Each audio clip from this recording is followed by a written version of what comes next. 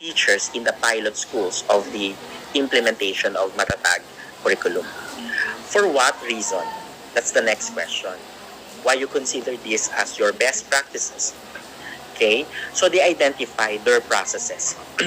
They identify their activities. They mentioned that because of CES, they were able to address instructional challenges and they were given opportunity to share their best practices. Second one, because of those identified challenges, particularly on the learning resource materials, they were able to do some adaptation. At the same time, they recognizes the background and nature of their learners. That's why they do contextualizing, okay, the lesson examples. Ipasa na ako sa They district, also di ba? identified Nagpaingat some ko ng tukapit para sa challenges, ilo. Kung okay, nagbili nun ako, of ang mangko eh. not particularly of their teaching, but might influence how students are learning, whether that's a condition of their classroom or programs that they will be implementing. And with that, they identify also solutions and interventions. And one thing that we were able to capture is that as they wrap up their CES, more often they are reviewing their agreements and their targets and their deliverables. So it's a matter of coming up with a good sense of accountability, but the accountability is taking into actions. Okay. Now, another item is that they identify significant influence on how they can further improve, okay, their teaching competence and also lessening their burdens, particularly when they are preparing or they were asked to prepare instructional materials. Let me give a good example. Okay, in one of the pilot schools in NCR, we observed two key stage 1 teachers, okay, who initially preparing individually learning materials for 8 learning areas. But because of the conduct of CES, okay, they were able to divide their tasks, okay, and identify their roles, okay, and also coming up with an agreements of what are the things that they have to prepare and when to submit or share their instructional materials. Okay. Now, at the same time, we were able to document that it's not only the school leader or the school head or the master teacher, the one facilitating CES. So they know already for this week who will be our facilitator, who will be our documenter, who will be the one taking notes and reviewing our agreements. At the same time, they come up with their own way of analyzing and prioritizing their agenda or point of discussion. Okay, so it may seem too structured, but everybody is given opportunity to take a sense of role or task. Okay, and teachers and school as school heads, as I mentioned earlier, they have this kind of shared sense of shared accountability in identifying challenges and providing solutions and interventions. So these are the key findings, okay, on how teachers in the field are practicing and identifying CES as one of their best practices in curriculum implementation. Now, looking into the responses at the same time on our notes when we are while we are observing them in the conduct of CES, we were able to identify 3 main themes why it is important for teachers, schools to observe CES or collaborative teaching, collaborative expertise sessions. So we highlight them into 3 themes. The first theme is more of professional development and collaborative learning among teachers. So here, we were able to come up with describing their practices where teachers improve their pedagogical and content knowledge through collaborative lesson planning. Teachers develop synergy by shifting to a team-based approach.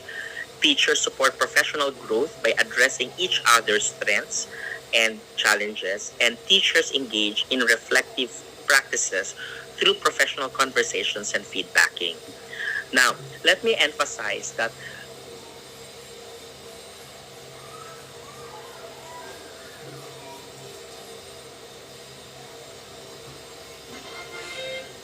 um, there are teachers, their subject matter, and there are specific content or topic of our subject that we find that it's too difficult for us to really come up with a more engaging and student-oriented instruction. But because of CES, they were able to identify and provide avenue for teachers to collaboratively provide inputs so that the best practice of teacher A will be shared and being practiced by teacher B. Um, another good way of emphasizing this theme is that they were able to practice of coming up with a good sense of pushing themselves to become better teachers. We interviewed a number of teachers that they mentioned it is somehow their first time to do this task, and it's quite a good relief that they were able to pull it off, and that they were able to come up with mechanisms as a way of improving that they were able to accomplish a particular task. We have one particular incident that a teacher for a long time is not very good in doing multimedia presentation. But because everybody is given tasks to develop, for example, an instructional material, and part of that is doing or preparing his or her slide deck, uh, this teacher was really pushed to her limit to come up with this kind of multimedia presentation. Maybe at first the quality is not good, but because of the criticisms and positive criticisms or constructively criticisms that she received from the group, she was able to come up with a better multimedia presentation, and she has a new knowledge on how to use hyperlinks and to embed videos in her presentations. So that's somehow provided a good synergy that the best practice of one teacher is being introduced and now being used by by this teacher. And in that sense, we were able to eliminate a wide variation of learning experiences of students coming from the first section up to maybe to the last or to the 10th sections, because everybody have the same learning materials, the same perspective and understanding on how to implement this particular lesson based on our agreements. At the same time, there are also instances where teachers from on the grounds mention that if this kind of instruction is not effective, they come together immediately and discuss that we should change this kind of strategy into this direction so that it will further enhance student engagement and it will provide more time for our students to understand better the lesson. So there are these experiences.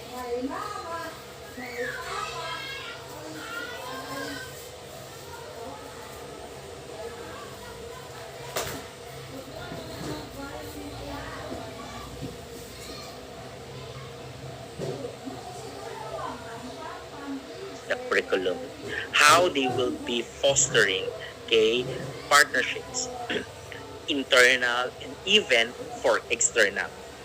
Okay, and in this case also, school heads have better opportunities now on how to train future teacher leaders and to facilitate program implementation and evaluation. Now, we all know that for our school heads, part of the standards of the professional Philippine professional standards for school heads is that they needed to observe instructional supervision. And CES is a good avenue that they will be sharing. A school head maybe will is given an opportunity to share, okay, how to further improve, okay, instruction in broad stroke and in general strokes. At the same time, to provide specific interventions and to collect also teachers' concerns so that the school head may able to come up with um, a plan or a program that will address common concerns of our teachers that directly influences students' learning. And the third part is more of significant impact on learners and the school community. Because they all believe that as they mentioned that this is their best practice, they all believe that it has positive influence on their learners. Because teachers felt that they are also improving in their craft, which also be translated on better understanding of their students. Teachers model collaboration skills and understand their long-term impact, particularly on student learning. And they were able to improve, okay, or fostering supportive culture in the school community, because this is a good way of helping each other, okay, and a good way also of providing avenue to discuss other concerns that have directly or indirectly influence on students' learning. Now, upon looking into upon take let me rephrase my statement. Looking on our observation notes, okay, there is a common practice, particularly on their structure, on how they are conducting their collaborative expertise sessions. First is that they know that they have different roles and responsibilities in facilitating and in documenting the conduct of their CES. That for this week, it's teacher A who will be facilitating, and next week will be teacher B. And for this week, it's teacher B who is documenting, and teacher C will be the documenter for the next session. So they are very, very evident. They are very, how do we describe that? They are knowledgeable, okay, and they are aware that they have to step up, okay, aside from being an spectator or a contributor on the discussion, okay. But we also identified that there are schools having their CES on the last day of the week, okay, which is Friday, and either some schools are also observing that in the first 2 days of the week, that's Monday or Tuesday, okay, they have defined but different schedules on programming in doing CES. At the same time, they also exhibit basic understanding on what are the things that we have to discuss from this time to up to this time, and the processes that will follow based on their agreements. Okay? And last is that, as I mentioned earlier, they always end up their session, whether it's an hour or an hour and a half collaboration, is that they have defined their own resolutions and agreements on those identified concerns and issues that they discussed during the CES. Now, so with that structure, we dig deeper. What are those items that they oftenly discuss? So they discuss on how to design, to develop and contextualize their materials, how they can further refine the instructional content.